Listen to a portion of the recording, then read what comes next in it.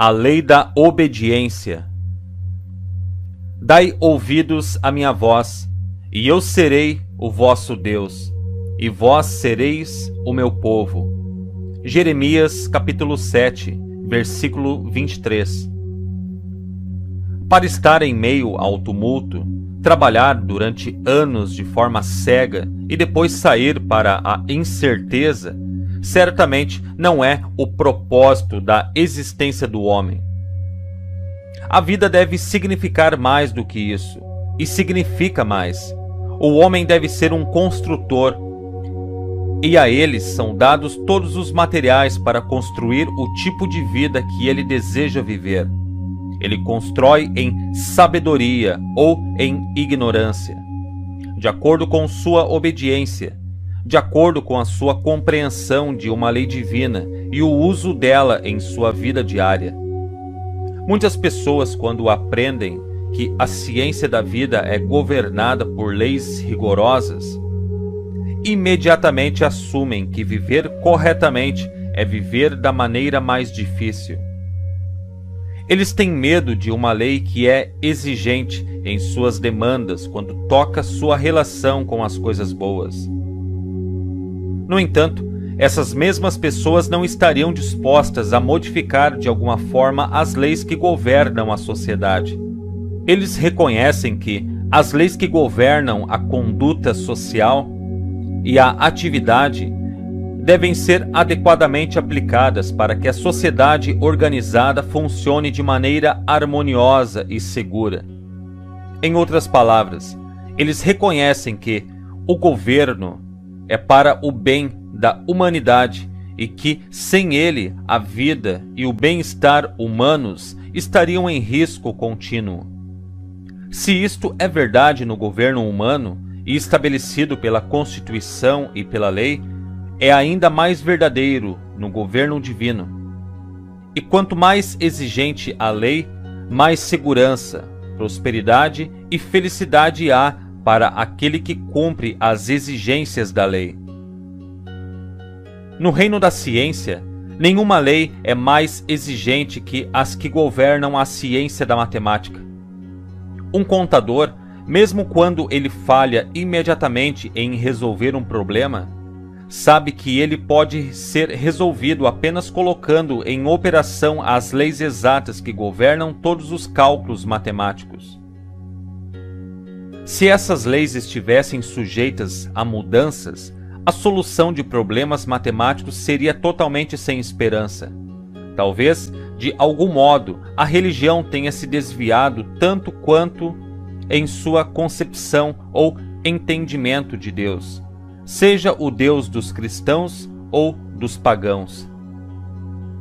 Em vez de reconhecer que a inteligência suprema é a lei, operando de acordo e tão seguramente quanto as leis da natureza, os homens criaram em suas ideias um Deus parcial, sujeito ao apelo de santo e pecador, um Deus que pode ser persuadido e negociado, um Deus que dá a vida e a leva embora, um Deus que cura a doença e a causa, um Deus que empobrece e enriquece, um Deus que recompensa e pune.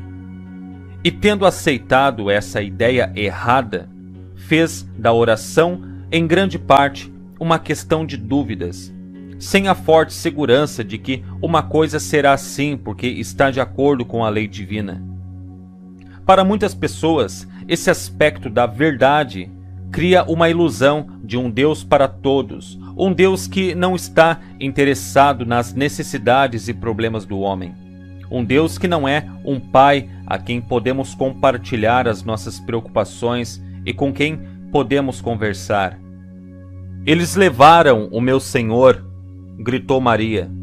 Mais cedo ou mais tarde, no entanto, eles descobrem que esse conhecimento divino da natureza de Deus, como lei, lhes deu seu Senhor em um sentido tão íntimo e próximo que todas as dúvidas em alegar que seu bem terminou.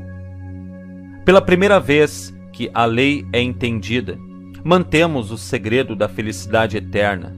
paz e domínio, ou domínio sobre todas as forças ao nosso redor. A palavra obedecer significa submeter-se a regras ou cumprir ordens ou instruções. Obediência, então, é o que governa todo movimento. Seja ele mecânico, literal ou espiritual, uma máquina gigantesca sem ter alguém que a governasse se romperia, seria totalmente destruída porque não obedeceria às suas próprias leis de impulso ou gravidade. Um gigante intelectual que não cumpra as leis da aprendizagem se tornará um idiota. Um aluno que não cumprir ou obedecer às instruções do Espírito, a lei de Deus, reverterá esse bem e criará o mal. Somos dependentes inteiramente da obediência pelo nosso sucesso ou fracasso nesta vida. Nossas sociedades, cidades, estados e nação são apoiados por ela, a obediência. Nossas propriedades e vidas dependem disso. Por causa do nosso respeito pela obediência, nós, como um todo, apoiamos isso. Mas ai do homem que tenta romper a pilhagem, saquear pelo lucro egoísta. Quando olhamos para a casa, vemos a mãe educando seu filho com hábitos de disciplina. Amanhã, veremos a mesma mãe feliz porque seu filho cresceu em vários aspectos e conquistou o sucesso. Ele conquistou o sucesso porque, no início de sua vida, a semente da obediência foi colocada ali, o que produziu respeito, obediência e pensamento altruísta.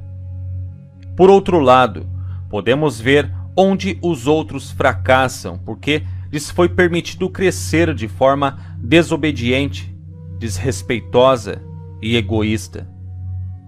Os negócios são baseados na obediência, e se cada membro obedecer às leis do comércio, eles serão bem-sucedidos. Quando o homem usa essas leis de forma errada, especulativa, egoísta e sem cooperação, ele traz para si fracassos e provoca falências e perdas. Todos os nossos problemas de vida são resultados da nossa falta de obediência à lei do pensamento e ao seu Criador, sendo Deus. Em grande parte, nossas dificuldades estão em saber o que obedecer e o que não obedecer. Nós vemos na natureza a resposta. Ela não tem problemas que não possa superar. Ela não tem problemas que não consegue resolver. Ela não tem fardos que não possa suportar, nenhuma tarefa que ela não possa executar. Por quê? Porque todas as suas operações são governadas pela poderosa lei da harmonia e da ordem, que remove constantemente toda a discórdia, que cura todas as doenças, que protege todo o mal e supre todas as necessidades. Se no inverno um jovem broto tentar romper o solo antes da estação, a mãe natureza destrói esse broto, o retira ou congela. No entanto, ao mesmo tempo, a própria neve e o gelo que congelam o pequeno broto descontrolado servem como um manto de calor e proteção para as outras mudas que cumprem suas leis. Quando o homem deseja usar a natureza em seu trabalho, como agricultura ou jardinagem, ele deve saber como cumprir a lei da natureza. Por sua vez, ao obedecer às leis, obtém os melhores resultados e no final desfrutará da maior colheita. Aquele que obedece às leis da natureza e age como seu servo obediente, mais cedo ou mais tarde se tornará o mestre e colherá uma colheita completa. Todo iniciante que obedece à lei e é um verdadeiro servo do bem se tornará uma alma maior e colherá o poder de controlar todas as suas condições e desfrutar de muitas bênçãos. Foi isso que o Mestre tentou nos dizer quando disse: aquele que é o maior entre vós será teu servo. Todo aquele que se exaltar será humilhado. Todo aquele que se humilhar será exaltado. Aquele que abre caminho para o mais forte ou é facilmente ignorado pelo mais agressivo, não nos parece mais um fraco. Pois Paulo diz: quando estou fraco, sou forte. Significando, é claro, que quando ele é fraco para obedecer à lei do bem, ele é forte e espirituoso. Nossos erros se devem em grande parte ao fato de termos obedecido mais prontamente às leis da terra do que às leis do espírito. Submetemos nossas ideias às aparências externas das coisas e não às verdades internas, como a lei as ensina. Pedro e os apóstolos disseram àqueles que se reuniram à volta deles no mercado: devemos obedecer a Deus e não ao homem. Devemos obedecer à lei do bem e não à lei do homem. Eles sabiam que o indivíduo é apenas como ele pensa que é. E se ele obedece aos sussurros do espírito ou ao desejo de seus sentidos, seus resultados serão adequados.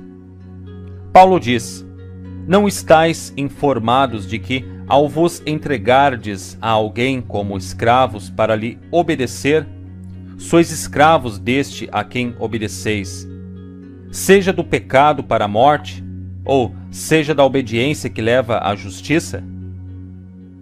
Se devemos obedecer ao Espírito dentro de nós, em vez das condições sobre nós, então a lei exige que primeiro pensemos em coisas a partir do interior antes de as vermos do lado de fora. A maioria de nossas experiências é o resultado de nossas próprias atividades criadas. Essas atividades criadas são, em primeiro lugar, vinculadas ao pensamento que pensamos em nossas mentes. A lei diz: o que você semear, irá colher. O que é matematicamente correto e verdadeiro. Se você planta uma semente de nabo, a natureza não produz batatas. Se você plantar uma semente de milho, a natureza não cometerá um erro e trará um carvalho gigante. No mesmo raciocínio, se você planta pensamentos de preocupação, a lei que você obedece lhe dará algo para lhe preocupar. Produzirá mais e mais circunstâncias para aumentar suas preocupações. Se você pensar em doença e falta, receberá exatamente o que está esperando. Qualquer lei que você obedeça, por sua vez, servirá a você. O mais importante, então, é saber o que você está obedecendo.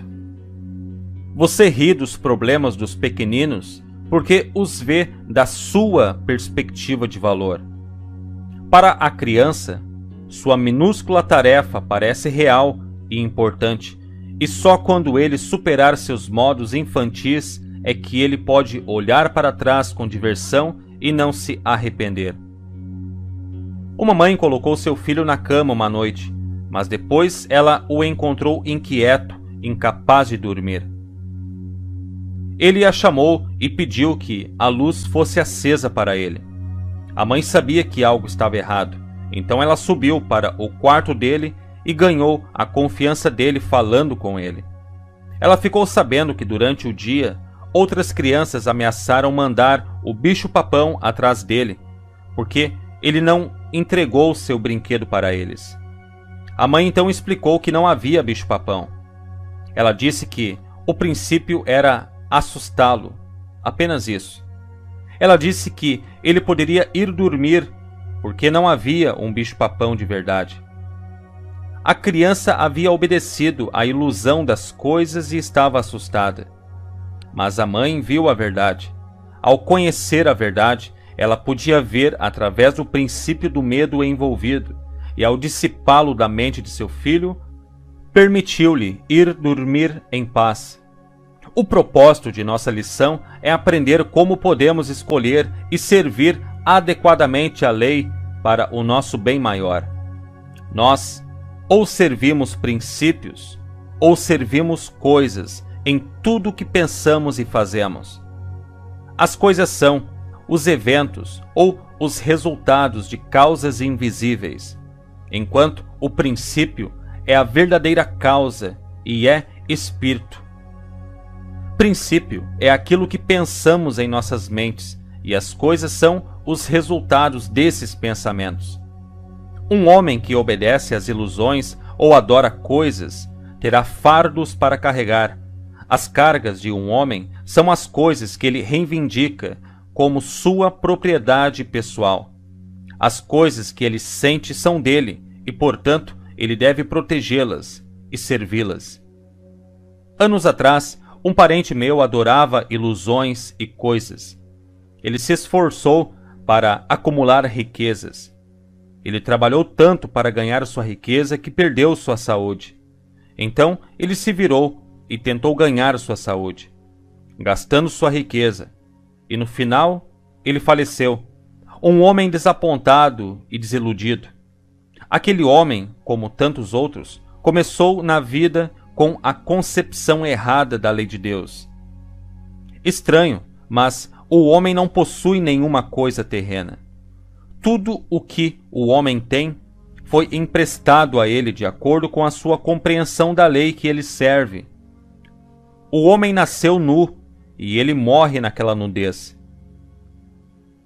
Todas as suas coisas terrenas são arrancadas dele.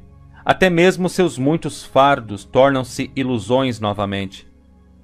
Sua tarefa real na vida é encontrar o seu lugar de acordo com o seu entendimento, e esse entendimento determina a maneira como ele vive a vida. Analise os seus fardos.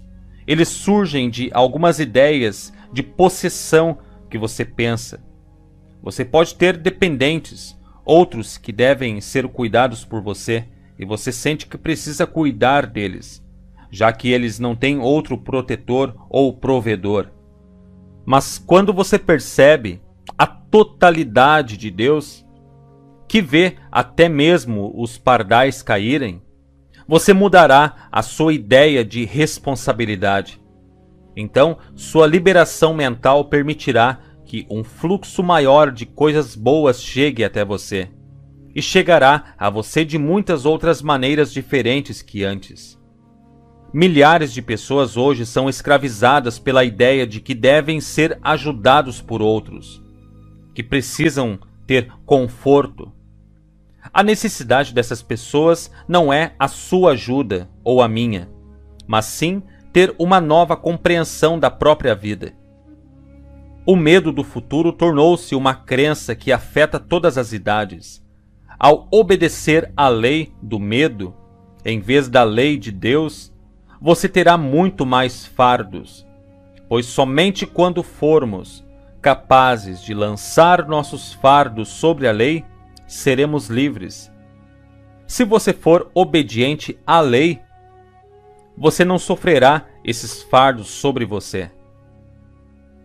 Você viverá no presente, cumprirá seu dever mais elevado todos os dias, esquecerá o passado e deixará que o futuro cuide de si mesmo.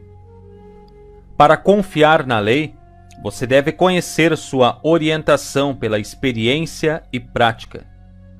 Para aqueles que não aprenderam essa orientação, a experiência deve ser adquirida. Deus não exige que você siga sua liderança na confiança cega. Veja a evidência de uma inteligência invisível que permeia tudo, até mesmo a sua própria mente e corpo. A desobediência à lei é a recusa em fazer o que sabemos ser certo. Todos nós sabemos o que é certo, mas nem sempre o fazemos porque parece interferir ou atrasar nossa obtenção imediata do objeto que vemos. Queremos retornos rápidos, esquecendo que a lei se move lentamente, mas funciona perfeitamente e bem. Queremos a cura instantânea de nossas doenças, mas não queremos abandonar a rede de hábitos que as causou.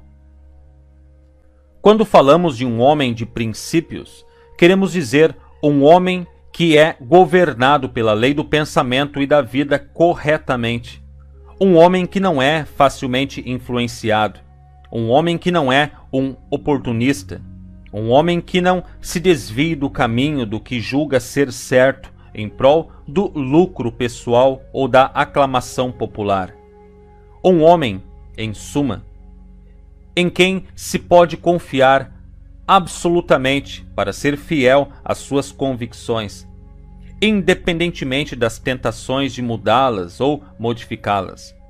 Ninguém negará que tal homem inspire a maior confiança e se torne uma torre de força e liderança. Ele é aquele em quem os outros confiam para a liderança, enquanto o homem que é facilmente persuadido a ceder à pressão, mesmo por motivos bondosos, não é o tipo de indivíduo de quem podemos confiar.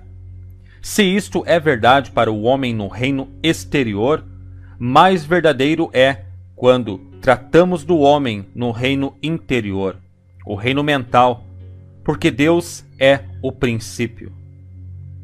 O homem governado por Deus nunca duvida dos resultados a serem obtidos seguindo o princípio, pois o princípio é baseado na lei e na obediência. Portanto, esta lei irá ter como resultado a felicidade, a paz e a prosperidade. Tudo o que é exigido de nós é aprender a obediência à lei da verdade, e não obedecer às pequenas coisas que surgem constantemente conforme permitimos que nossas visões sejam perturbadas e assediadas. Bem-aventurados os que ouvem a palavra de Deus e aguardam. Dai ouvidos, ou obedeça, a minha voz, e eu serei o vosso Deus, e vós sereis o meu povo. Quando obedecemos à voz, que é a lei, então entendemos com o Mestre a afirmação: tudo o que é meu é teu. Esta é a lei agindo através de nós. Ao obedecermos à lei, humilharemos nosso eu pessoal ao eu divino que está dentro de nós. Nós nos recusamos a aceitar as aparências externas das coisas como sendo definitivas e verdadeiras, mas nos voltamos para dentro e buscamos aquilo que é real e verdadeiro como Deus, a lei, pretendia que fosse. Vamos viver com Deus em sua obra, não depois de morrermos, não amanhã, nem no ano que vem, mas aqui e agora. O reino de Deus é todo sobre nós, aguardando nosso reconhecimento ou obediência à sua lei. Nós devemos ser capazes de conversar e viver com Deus, a lei, em nossa vida diária. Então viveremos com amor e alegria, com esperança, riqueza e paz aqui e em toda parte. É nossa a decisão. Se lhe obedecerem e o servirem, serão prósperos até o fim dos seus dias e terão contentamento nos anos que lhes restam. Jó, capítulo 36, versículo 11. Resolver. Construa em resolução e não em arrependimento a estrutura do futuro. Não apalpe as sombras dos velhos pecados, mas deixe a luz de sua própria alma brilhar no caminho da esperança e dissipar as trevas. Não desperdice lágrimas no registro apagado dos anos perdidos, mas vire a página e sorria. Sorria para ver as belas páginas em branco que permanecem para você. Não fique tagarelando seu arrependimento, mas acredite que a centelha divina mora dentro de ti. Deixe-a crescer. aquilo que o espírito de ascensão pode alcançar. Todas as grandes forças criativas sabem. Eles ajudarão e fortalecerão à medida que a luz se elevar à altura do carvalho. Você precisa resolver, e então todo o grande universo de Deus fortificará a tua alma. Ella Wheeler Wilcox,